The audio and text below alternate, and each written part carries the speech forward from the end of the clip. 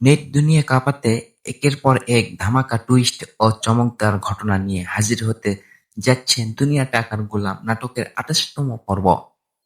এই পর্বে সবচেয়ে বড় চমক হতে যাচ্ছে নতুন ডিআইজি শফিকুর রাজের আগমন। শেহজাদ খানকে গ্রেফতার করতে এবার সরাসরি তার বাড়িতে হাজির হবেন নতুন এই ডিআইজি। কিন্তু শেহজাদ খানকে গ্রেফতার করা কি এতটাই সহজ হবে? কারণ পুলিশ শেহজাদকে নিয়ে যেতে চাইলে তাদের সামনে ঢাল হয়ে দাঁড়াবে ফাতেমা।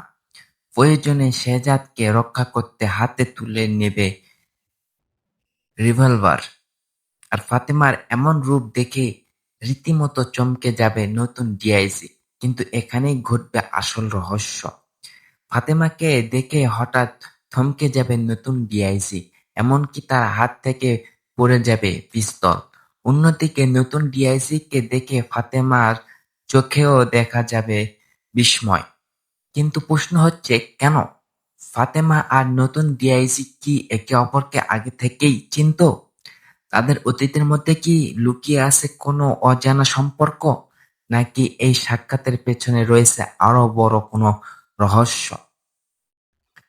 এদিকে শেহজাদ খানকে গ্রেফতার করতে এসে নতুন ডিআইজি কি শেষ পর্যন্ত তাকে থানায় নিয়ে যেতে পারবেন, নাকি ফাতেমার সঙ্গে পুরনো কোনো সম্পর্কের সত্য সামনে আসার পর পুরো পরিস্থিতি বদলে যাবে?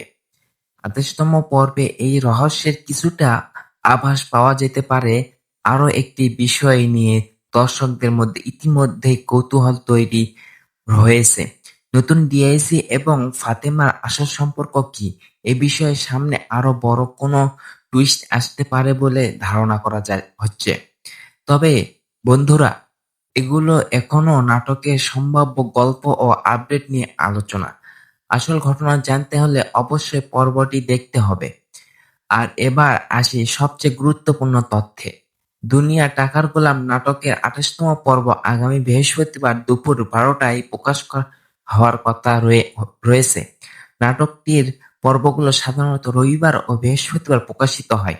তাই যারা সবার আগে নতুন পর্ব এবং নাটকের পরবর্তী আপডেট পেতে চান, তারা আমাদের চ্যানেলটি সাবস্ক্রাইব করে পাশে থাকা বেল আইকন অন করে রাখুন।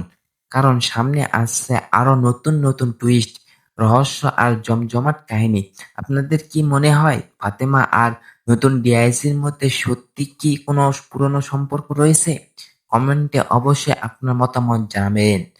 পরবর্তী আপডেট আবারও দেখা হবে। সবাই ভালো থাকবেন, সুস্থ থাকবেন। খোদা হাফেজ।